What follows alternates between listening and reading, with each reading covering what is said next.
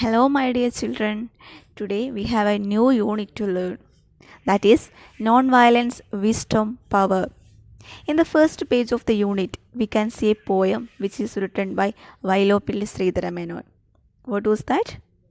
കാടും പടലും വെണ്ണീരാക്കി കനകക്കതിരിനു വളമേകി കഠിനമിരുമ്പു കുഴമ്പാക്കിപ്പല കരുനിര വാർത്തു പണിക്കേകി അറിവിൻ തിരികൾ കൊളുത്തിക്കലകൾ കാവേശത്തിൻ ചൂടേകി ആലോടിഴകും മർത്യാത്മാവിന് മേലോട്ടുയരാൻ ചിറകുതകി. From this poem, we can understand the way in which the human life attained progress in India. In the previous chapter, we have discussed the Aryan invasion along the Gangetic Valley. As a result of Aryan expansion to the Gangetic Plains by the 6th century BC, several agricultural lands and settlements were formed in the region. These settlements, with newly developed trading centers and towns, were known as Janapadas. Several such Janapadas extended up to Godavari Basin. 16 Janapadas gained prominence among them and came to be known as Mahajanapadas. Magadha was the most powerful among the Mahajanapadas. Let's learn the Janapada Magadha. Magadha had large deposits of iron ore.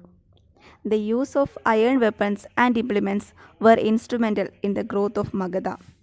Iron axe was effective in clearing the dense forest of the Gangetic Plain.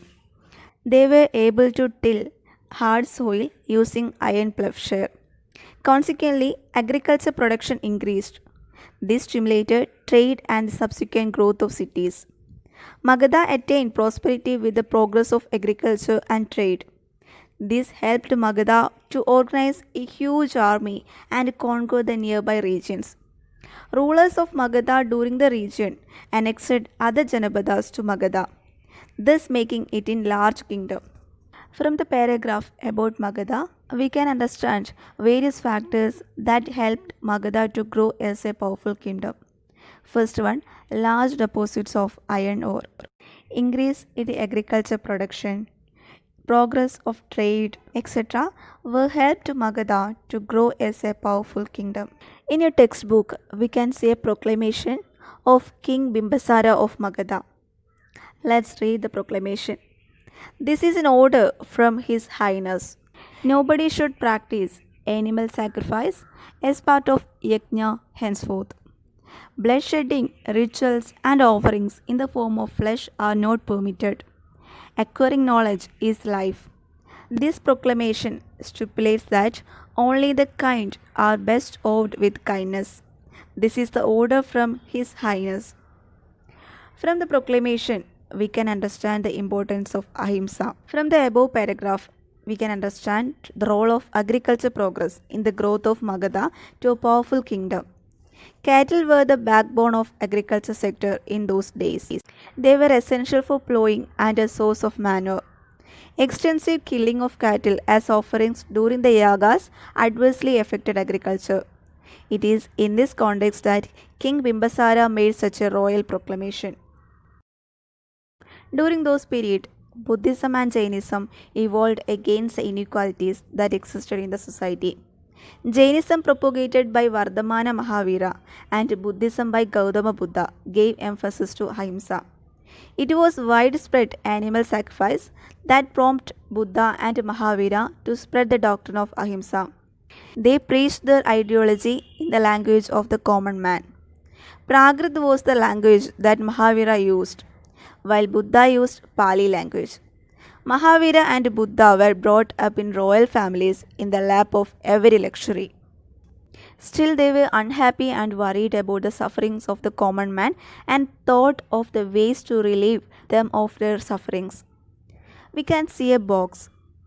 First column Jain principle and second column Buddhist principle. What are they? The Jain principles are right knowledge, right faith, and right conduct. Buddhist principles are the worldly life is full of sufferings. Desire is the sole reason for unhappiness. One can ward off sufferings if one frees oneself from desires. Adopting the Eightfold Path frees one from desires and sufferings. The both Jain principle and Buddhist principle were based on the idea of ahimsa.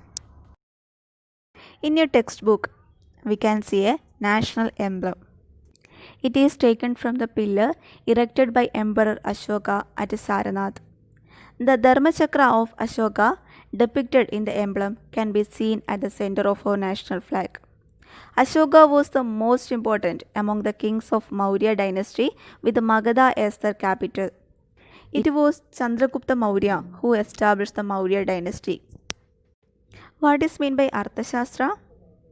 Chanakya, also known as Kaudilya, was the chief advisor to Chandragupta Maurya, the founder of the Mauryan Empire.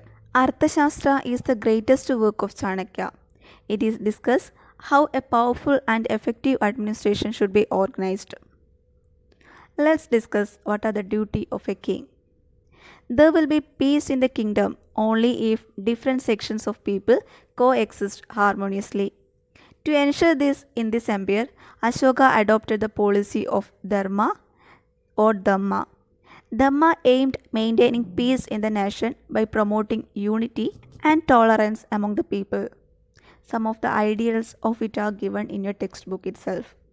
First one, obey parents, respect gurus or teachers, denounce animal sacrifice, express tolerance towards every religion, show kindness towards fellow creatures.